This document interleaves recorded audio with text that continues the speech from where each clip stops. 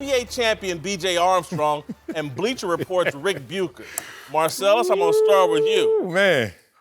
Arrogance and desperation, is that what led to Kevin Durant's tragedy last night, or the injury? No, and I'm never sharing jelly beans with you. I'm just telling you, a lot of black jelly beans in there, man. You be thinking you can trust Whitlock and eat. Oh, good ones, good ones. Oh, that one. I agree with most of what you said, actually. I think what led to his injury will take us to a term that a lot of people in sports media, in fan bases, don't properly understand, and that's emotional context. Emotional context is different than just the circumstances you're dealing with. It's how you feel in those situations that no one else can tell you about until they're in those situations. So in my world, there are two examples that took me exactly to where I felt Kevin Durant was last night. The first example was Terrell Owens. When he got injured latter season in the Super Bowl run, T.O. had a decision to make. Do I rush back, hyperbaric chambers, try to go out there on one leg in the Super Bowl just to play in that moment because of the emotional context? He did. Great decision for T.O., great result individually, not collectively. Kevin Durant tried to do the same thing as T.O. We all know that he failed individually. We'll see how his team does. But the one that really hurt, the one that really took me to that raw emotion and to that point of almost a tear was RG3. Remember when RG3, in the same high leverage emotional context, went out there and to a man we were like, I don't know, man, you're rookie of the year, your prime is in front of you, don't waste it all in this one game. I get it, it's a Super Bowl run opportunity, don't do it. And he did it. And he died on that field that day. And everyone sat there with the same regret we saw Bob Myers felt, which is, my devils led me here, and now my angels are going to try and clean this up. And that's what I felt last night. Kevin Durant's devil, the intentions of all those people in that same emotional context led him to a bad place, and now the regret sunk in, and they all wanted to clean it up. Sad reality, but I've seen it before. Unfortunately, it happened again. Not all injuries in individuals are the same. I think we keep trying to put everybody in the same box and say that because it worked for Terrell Owens, okay, so KD was trying to replicate that. Yeah. Except what was Terrell trying to address? Was there any pressure on him to come back and play? It was a desire of him to try to compete. A selfishness. Yeah. He wasn't a part of the team. And it was when it was a broken bone, could he handle the pain there? Right. We're talking about a chronic issue with Kevin Durant, who is sensitive to the questions of, am I a cupcake? He basically blocked out any of the people around him who were saying, KD, this is a bad bet. You shouldn't be taking this risk. The risk is too great. Yeah. And he listened. Do you blame KD? I do blame KD. More so than No, Joe the Warriors had the ultimate veto power. The Warriors had the ultimate ability. I am once again hailing a boat to Whitlock Island, because I agree with you. I don't think it was arrogance. That was the one exception. Do I think it was desperation? Why Absolutely. not arrogance? They're the smartest team in all of professional sports. They're light years ahead of everybody. Yeah, well, no, I'm not saying they're not arrogant. I'm just, arrogance wasn't what informed this. Greed did. They were going into a new arena. We're supposed to win. We want to win. We need three-peat. And you know what? If KD, this is what hit me the worst about what was said. Joe Lacob, when he said, we respect KD's willingness to go out there. No, you should regret KD's willingness to go out there. That's not something to be applauded. It was a mistake, but it got you where you wanted to go. Yeah, that's the tell for me. Yeah. It got you where you wanted to go. You wanted a game 6. You wanted to extend this series. And if we had to sacrifice KD's Achilles in order to see that happen, that's what they did. And to that point, that's why boxers have cornermen, to protect you from yourself in those moments. Don't lose your career. Don't lose your life for one more punch. And KD didn't have that. Well, this, for better or for worse, I've worked in this business now as an agent, and I've had to deal with this exact problem with a client that, Rick, you've covered for many years, and Derrick Rose. Derrick Rose had a significant injury, and it required us or the people around him to ask every question that every athlete has to answer, right? There's the D Rose character, the player, the warrior, the soldier that wants to come back and play, and then there's the person that you have to speak with. And as an agent, my main concern in dealing with all of my clients is I have to speak to that person. And in this situation here, under no circumstances am I not going to tell Kevin Durant, it's impossible for you to sit out 4 to 6 weeks and then expect to come out there and be able to play at this level at a championship caliber. There's a reason that we go to training camp. There's a reason that you play and you need to get your reps. I get it in his heart of hearts. His intentions may have been right, but there's a thing in our business that we're all talking about now is they're analytic guys versus the basketball people.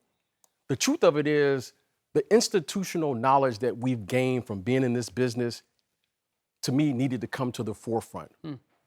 And I love your point. They went with analytics. Every time I've dealt as an executive, the doctors will say you got a 70% chance. There's an 80% chance. You know, the way we play the game now is all about the numbers. Yeah. The institutional knowledge of saying we work in this business and there's no way that we should allow this young man to come out here without getting the game reps.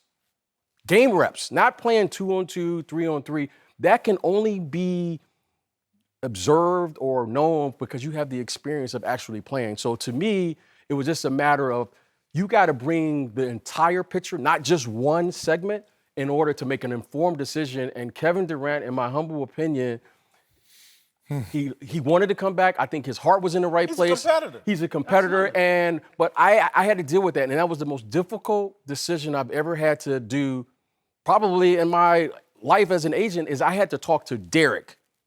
Not D Rose, not the guy who averaged 27 points a game and the MVP. I had to talk to the man and say, look, you got to think and see the whole picture based on our experience and wisdom and collectively make a decision. See, you think Lacob's statement is the tale. To me, the biggest tale is 12 or 14 minutes. And again, you have a coach who played in the NBA. He's a former athlete. Show me anywhere, and look, I'm just speaking off the top of my head, but show me anywhere where someone misses a month, particularly with a leg injury, no minutes restrictions, we're going to throw you out there like you ain't missed nothing. Anybody with a brain would be like, well, hold on, man, that's how you compromise other parts of your body. Whitlock, you're right, but it was a smart play not to actually articulate a minutes restriction. All that does is strangle yourself. What about execute one? Okay, execute one. We don't know how that game was going to play out fully, but look, they were on the wrong course in terms of minutes played. By that time, he had played up to 14 minutes in the game. 12 of the 14. There was something even more telling than that. And I was disgusted in the opening moments. Pre-game was a lot for me. For a guy coming back after a month off, Kevin Durant was doing a lot in pre-game. He was doing his normal dances. You shouldn't do your normal pre-game when you haven't been on the court in a month. He was doing his normal workout routine, and then this is what was the telltale, which I had to put on Steve Kerr. Who did the opening tip-off for the game? Who was doing the opening jump ball? Durant. Kevin Durant. Using maximum exertion to go get a tip, that there's no positive consequence. You get to start the game off. You know, in the third quarter, the other team gets the ball. So I was just sitting there like, oh, this is not good. They're treating this like a normal moment instead of a ramp-up moment. But KD, he didn't move in the first initial setups. Those first threes, those were all just catch and shoots. Then he finally said, comfort and maximum exertion, to your point.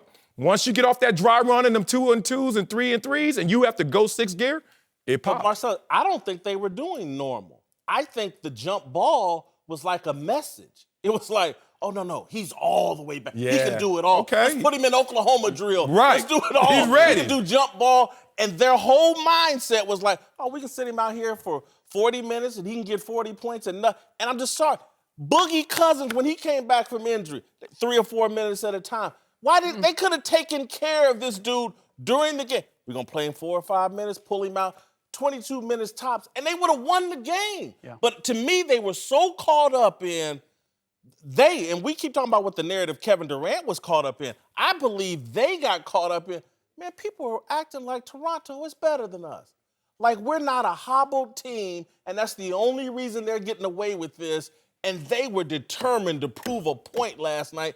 That everybody, anybody with a brain knows if KD's healthy, this is not, they win 4-1 probably. Sure. But they got caught up in that narrative. The people were caught up in Toronto. The desire to prove their superiority, Yes. no doubt, informed this. But and you made the point, there's also desperation.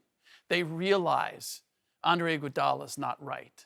Klay Thompson's not right. KD's Boogie Cousins leaving. not right. Sean Livingston. Not this is probably our last shot. They can see around the corner. So, you know what? Damn everything else, and let's go for it. You mentioned the tip. KD dunked in warm-up. Exactly. So KD was all in on wanting to buy the narrative too, and what they needed was somebody saying, KD, you don't have anything to prove. We know where your heart is. We're not going to play you because we're not going to take advantage of what you want to do. No one with the Warriors did that. And that, to me, was the negligence in this. For me, the worst person in all this is Steve Kerr. And I love that Anthony Slater asked him a question and he dodged it after the game. Anthony Slater with The Athletic. Is there any regrets about bringing Kevin back into the series now with what happened? Again, I'm going to leave that to Bob.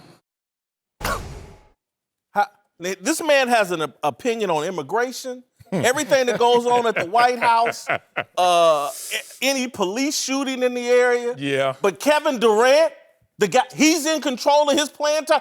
I'm going to leave it to Bob Myers. Are you kidding me? I'm going to defend it in this regard, is that obviously the Warriors know this is a bad look for them.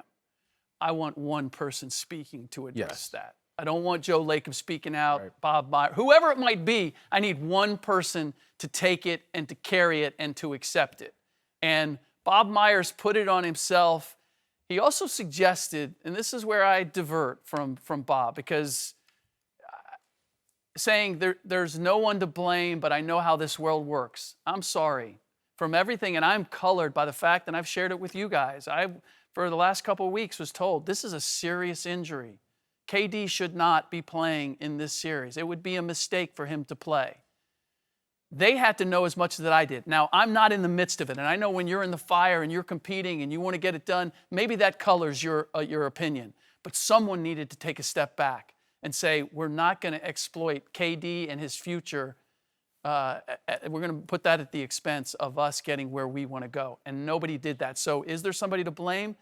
Yes, because the Warriors, whether it was Joe, whether it was Bob, whoever, the Warriors collectively had the ability to say, this is a bad bet. We're not going to do it, no matter what our end game is. I will double down on that.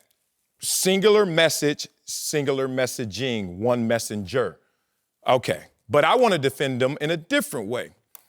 That locker room scene, everyone's emotional. Some are even in tears. Kevin Durant reported raw emotion, needed time away from everyone in that same locker room. And Steve Kerr, as a coach, has to realize that this is my time to get command of my team because, guys, we survived. I understand we just lost one of our greatest soldiers, our greatest soldier, but we survived. Take you back to my raw world of football. Move it up 10. That's a term that coaches use when your teammate goes down on the field and you're sitting there, outpour of emotion. You're thinking about your own sports mortality. And then he's like, move it up 10. Keep practice going.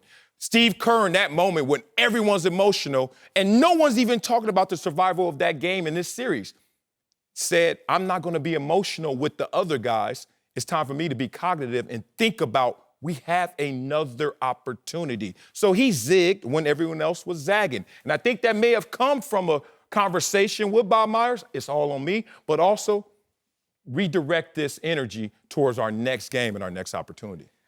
Thanks for watching. Subscribe here to get the latest from the show. And be sure to check out more of the best clips from Speak For Yourself or go watch a few segments from our other shows on FS1.